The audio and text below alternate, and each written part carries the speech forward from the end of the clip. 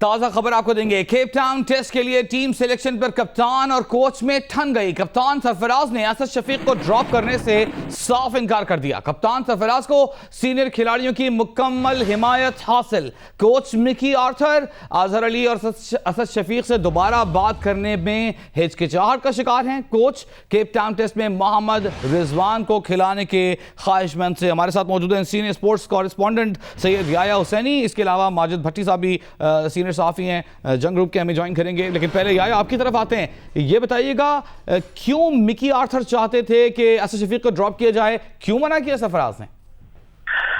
वजी असद शफीक जो कि पहले टेस्ट मैच की सेंचुरियन और सेकंड इनिंग में कोई बड़ी इनिंग नहीं खेल सके थे और सेकंड इनिंग में अबू धाबी में न्यूजीलैंड के खिलाफ भी कोई खातिर खा कारकर्दगी पेश नहीं कर सके थे। अब उनके ऊपर एतमाद जो है वो उठता हुआ दिखाई दे रहा है टीम मैनेजमेंट और खासतौर पर कोच मिकी आर्थर का। और वो केप टाउन टेस्ट मैच में असद शफीक की जगह टीम में रिजवान को शामिल करने के हक में दिखाई दे रहे थे, क्योंकि हारिस सोहेल दूसरे टेस्ट मैच के लिए दस्तयाब नहीं होंगे। और 12 सेंचुरियां बनाने वाले असद शफीक के हवाले से आपको मैं एक बड़ी दिलचस्प बात ये बताऊं कि इस टेस्ट टीम में वो वाहिद बैट्समैन है असद शफीक जो कि जनूबी अफ्रीका में इससे पहले सेंचुरी बना चुके हैं।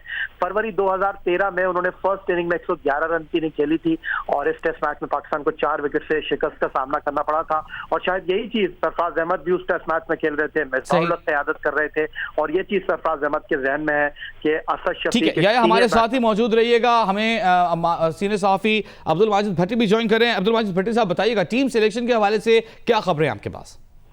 देखिए वजी, जो मेरे पास इतलात है कि पाकिस्तान टीम में इस केप टाउन के दूसरे टेस्ट मैच में एक तब्दीली का इम्कान है। मोहम्मद अब्बास फास्ट बॉलर जो फिट हो गए वो पाकिस्तान टीम में वापस आएंगे। अगर पाकिस्तान 4 फास्ट बॉलरों के साथ इस मैच में उतरा तो मोहम्मद अब्बास जो है वो यासिर शाह की जगह लेंगे। अगर पाकिस्तान 3 फास्ट बॉलर एक स्पिनर के साथ गया तो मुमकिन तौर पर हसन अली ड्रॉप होंगे और मोहम्मद अब्बास उनकी जगह 11 में आएंगे। लेकिन याहिया की खबर की काफी हद तक इस बात से तस्दीक होती है कि पाकिस्तान की बैटिंग लाइनअप में कोई तब्दीली नहीं है। पाकिस्तान उसी बैटिंग लाइनअप को बरकरार रख रहा है जिसने सेंचुरियन टेस्ट खेला था और 6 विकेट से साउथ अफ्रीका की टीम वो टेस्ट मैच जीती। बहुत शुक्रिया अब्दुल माजिद भट्टी। सैयद याया हुसैनी हमें अपडेट कर रहे थे। केप टाउन टेस्ट में टीम सिलेक्शन पर कप्तान मिकी आर्थर और कोच में ठन गई है और बताया जा रहा है कि अजहर अली समेत सीनियर खिलाड़ियों की हिमायत कप्तान सरफराज को हासिल है। कप्तान सरफराज ने असद शफीक को ड्रॉप करने से इनकार कर दिया है। कोच चाहते थे कि मोहम्मद रिजवान को खिलाया जाए असद शफीक की जगह, लेकिन कोच की मर्जी यूं लगता है कि अब पूरी ना हो सके।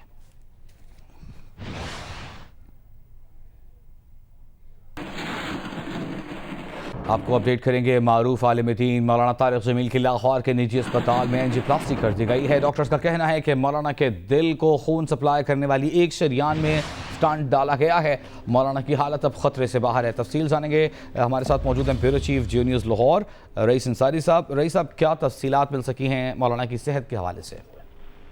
देखिए, तबलीगी जमात के मौलाना तारिक जमील जब कनाडा से पहुंचे तो कल शाम उनको कोई छाती में तकलीफ महसूस हुई और अंजाना की उन्हें हॉस्पिटल लाया गया, जहां उनकी तशखीस हुई कि इनके एंजियोग्राफी की जाएगी और इनकी खून के शरियानों को चेक किया जाएगा। जब आज उनकी एंजियोग्राफी शुरू की गई तो उस दौरान डॉक्टरों ने जरूरत महसूस की कि इनके जो एक शरियान है उसमें कुछ ब्लॉकेज नजर आई, तो उन्होंने उसमें फैसला किया कि इनकी एंजियोप्लास्टी करनी पड़ेगी और उनकी दिल की शरियान में एक स्टेंट डाल दिया। डॉक्टर का ये कहना है कि ये बिल्कुल कोई खतरे में नहीं है, तो डॉक्टर साहब की जो हालत है वो बिल्कुल ठीक है। और जब डॉक्टर साहब को हॉस्पिटल लाया गया था उस वक्त भी उनकी ठीक हालत थी, लेकिन डॉक्टरों ने उस वक्त उन्हें पैदल चलने से मना किया था और उन्हें व्हील चेयर पर लाया गया था। बहुत शुक्रिया डॉक्टर साहब आपका।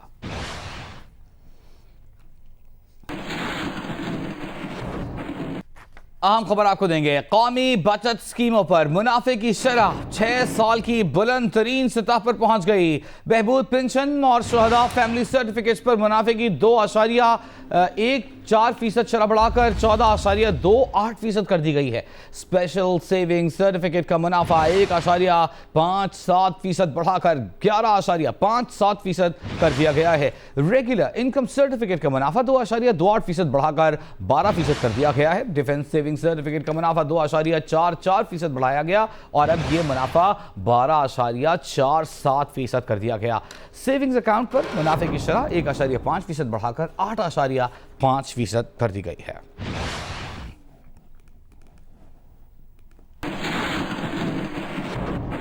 और अब बात करेंगे कुछ मुल्क में सियासी गर्मा गर्मी की। पीपल्स पार्टी ने सिंध हुकूमत गिराने के बयान के जवाब में वफाकी हुकूमत पर जवाबी वार की तैयारी का इशारा दे दिया। सेनेटर मौला बख्शनारी ने कहा कि जो वफाकी हुकूमत के अब्बे हैं वो तो हुकूमत उतार सकते हैं, पर आई ताकत पर इतना नहीं इतराना चाहिए।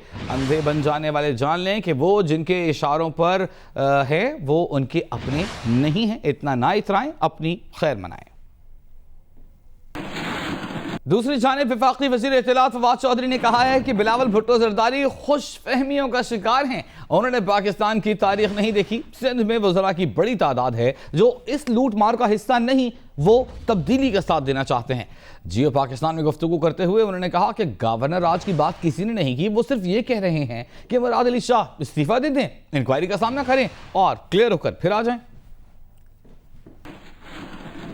हम कर रहे हैं, हम इस्तीफ़ा इसलिए कह रहे हैं मुराद अली शाह साहब का कि वो उनके ख़िलाफ़ जो चार्जशीट है वो फॉर्मलाइज हो गई है, और जिस तरह से हमारे दो वफाकी वज़रा ने इस्तीफ़ा दिया जब उनके ख़िलाफ़ चार्जेस फॉर्मलाइज हो गए, उसी असूल को हम कह रहे हैं कि सिंध में भी अप्लाई होना चाहिए। सिंध में जो MPs की एक बहुत बड़ी तादाद है जो कि इस लूट मार का हिस्सा नहीं है, उनमें ये सोच आ रही है कि हम क्यों सिंध के लोगों के साथ गद्दारी करें और सिंध के का जो पैसे खाने वाले लोग हैं उनका साथ दें, बजाय इसके वो तब्दीली का साथ देना चाहते हैं। पीपल्स पार्टी अगर अक्सरियती जमात है सिंध की तो हम उसका एहतराम करेंगे, उसके मैंडेट का एहतराम करेंगे। बाकी जहाँ तक उनके मैंडेट का ताल्लुक है, पीपल्स पार्टी एक अहम सियासी जमात है और हम पीपल्स पार्टी का बहैसियत एक सियासी जमात के एहतराम करते हैं, लेकिन तब्दीलियाँ जो हैं वो सियासत का हिस्सा है।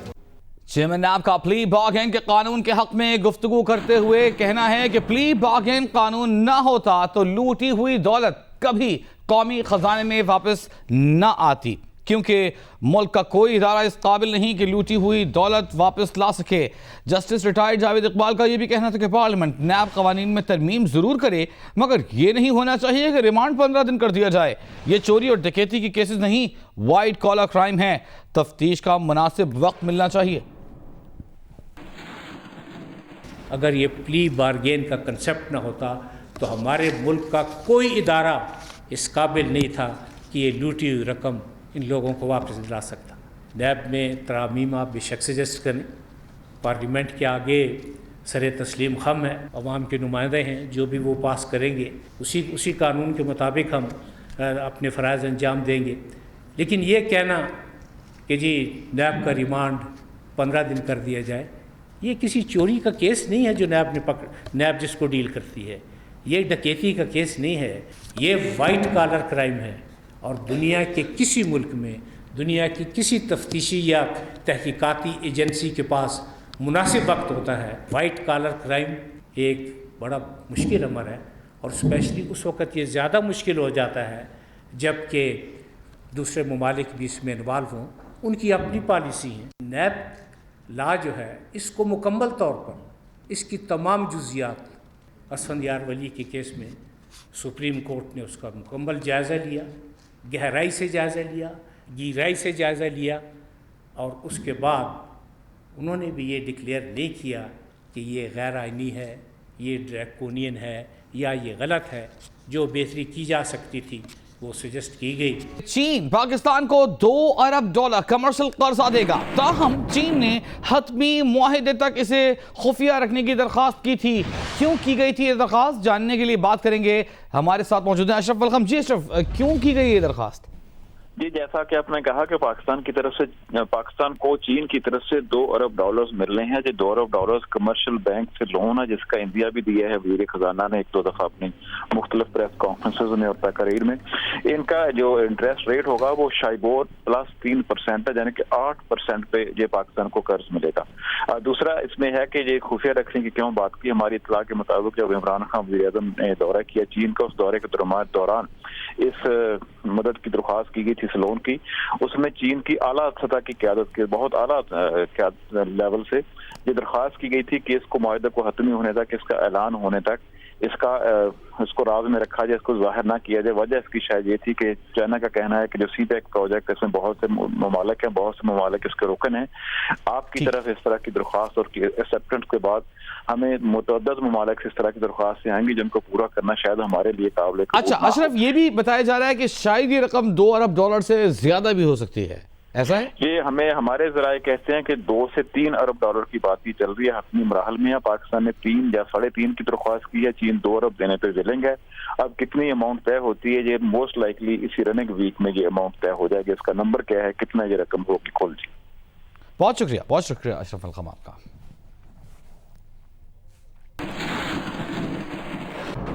आपको अपडेट करें कि मारूफ आलिम दीन मौलाना तारिक जमील की लाहौर के निजी अस्पताल में एंजियोप्लास्टी कर दी गई है। डॉक्टर्स का कहना है कि मौलाना के दिल को खून की सप्लाई करने वाली एक शरियान में स्टंट डाला गया है और एंजियोप्लास्टी के बाद उनकी हालत खतरे से बाहर है।